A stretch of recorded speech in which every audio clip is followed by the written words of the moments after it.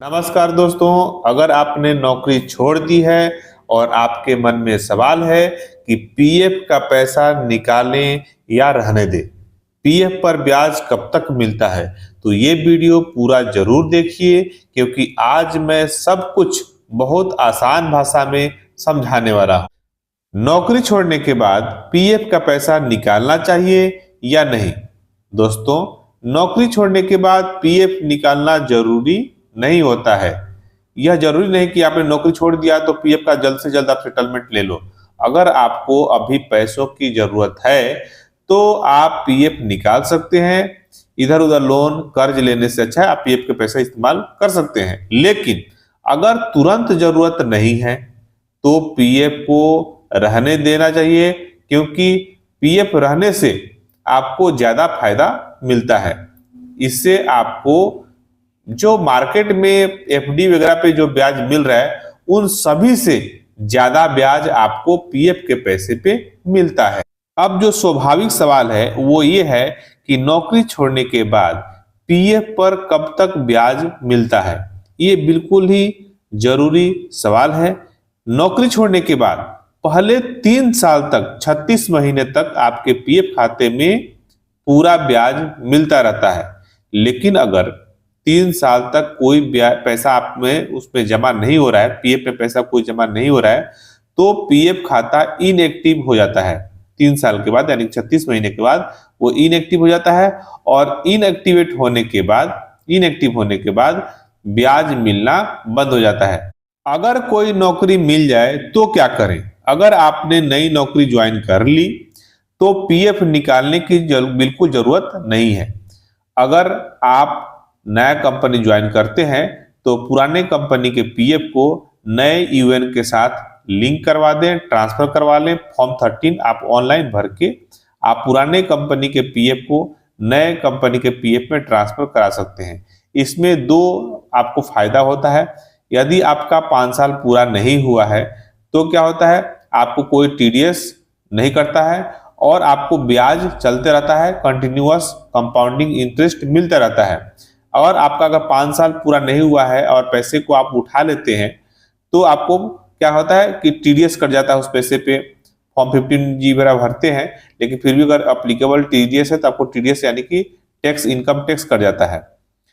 और आप भविष्य में अगर नए कंपनी में ज्वाइन करते हैं तो पुराने कंपनी के पीएफ को ट्रांसफर ले लेते हैं तो आपका एक मोटा अमाउंट, एक ज्यादा अमाउंट इकट्ठा हो जाता है और आपको बुढ़ापे में काम आता है।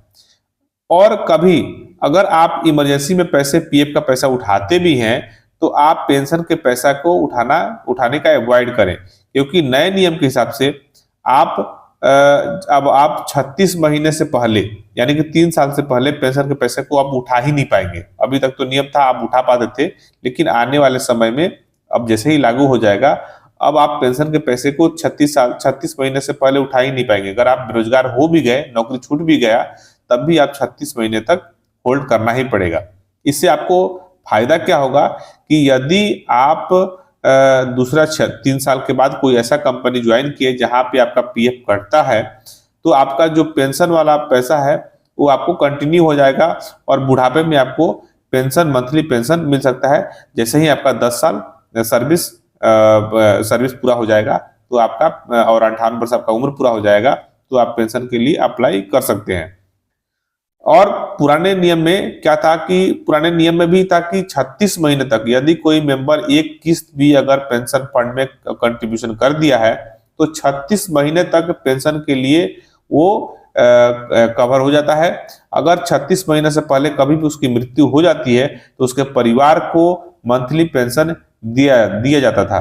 ज्यादातर लोगों को पता नहीं है, लेकिन पता नहीं होने के कारण लोग क्या करते थे कि नौकरी छोड़े और फॉर्म 19 भरकर पीएफ का पूरा पैसा और फॉर्म 10C भरकर पेंशन का पूरा पैसा ले लेते थे और जिसके कारण उनको भारी नुकसान होता था। जैसे कि मान लीजिए किसी ने 8 महीना या 9 महीना ही पेंशन में कंट्रीब्यूशन किया है तो 8 महीना में 1250 रुपए के हिसाब से लगभग 9, साढ़े 9, 10 हजार रुपया उसके पेंशन फंड में पैसा जमा होता था और वो पैसा उठा लिया और उसके बाद एक आध महीने बाद उसका एक्सीडेंट हो गया और वो इस दुनिया में नहीं रहा तो 8 महीने में जो 8-9 हजार रुपया उठाया उसको क्या मिलने वाला है? वो तो पूरा पैसा खर्चा हो जाएगा। और अगर वो पैसा पेंशन के पैसे को नहीं उठाया होता, सिर्फ पीएफ के पैसे उठा लिया होता, तो आपको पता ही है कि नौकरी छोड़ने के बाद अगर आप कंटिन्यू अपने पेंशन में कंट्रीब्यूशन नहीं भी कर रहे हैं तो 36 महीने तक आपके पेंशन के लिए आपका कवर सिक्योर्ड हो जाता है। अगर आप इस दुनिया में नहीं भी रहे फिर भी आपके परिवार को जो मंथली पेंशन है आजीवन मिलता रहेगा। तो जो मैंने आपको बताया कि अगर जरूरत ना हो तो आप कोशिश करें कि कम से कम पेंशन के पैसे को अवॉइड करें, उठाने से बचें, क्योंकि उठाएंगे तो आपको थोड़ा अमाउंट मिलेगा और आप मंथली पेंशन के रूप में लेंगे तो आपको बहुत ज्यादा पैसा मिलेगा। अब ध्यान रखने वाली जरूरत बातें, पीएफ निकालने से पहले सोचे जरूर, बिना जरूरत ज्यादा इमरजेंसी ना हो तो पीएफ निकालना आपके लिए नुकसानदायक हो सकता है। रिटायरमेंट के लिए पीएफ बहुत जरूरी है, इसलिए 3 साल से ज्यादा खाली पीएफ खाते में ब्याज नहीं मिलेगा। अगर आपने 3 साल तक लगातार पीएफ पे पैसा कंट्रीब्यूशन बंद कर दिया तो ब्याज मिलना बंद हो जाता है। तो दोस्तों, नौकरी छोड़ने के बाद पीएफ निकालना आपकी जरूरत पर निर्भर करता है। आपकी जरूरत किस प्रकार का है उस पर यह निर्भर करता है, और आपकी पैसे की व्यवस्था किस प्रकार से हो सकती है यह उस पर निर्भर करता है। अगर जरूरत नहीं है तो पीएफ को रहने देना चाहिए, सबसे अच्छा फैसला है ये, क्योंकि आपको मार्केट से सबसे ज्यादा ब्याज इसी पे मिलता है। अगर आपको यह जानकारी अच्छी लगी हो तो प्लीज वीडियो को लाइक कर दें, और चैनल पर पहली बार वीडियो देख रहे हैं तो चैनल को सब्सक्राइब करना ना भूलें, और इस वीडियो को ज्यादा से ज्यादा लोगों के बीच में शेयर कीजिए। और ऐसे ही पीएफ और पेंशन से जुड़ी अपडेट के लिए हमारे चैनल को सब्सक्राइब करना ना भूलें, जरूर सब्सक्राइब करें। और आप लोगों ने वीडियो पूरा देखा इसके लिए बहुत बहुत धन्यवाद।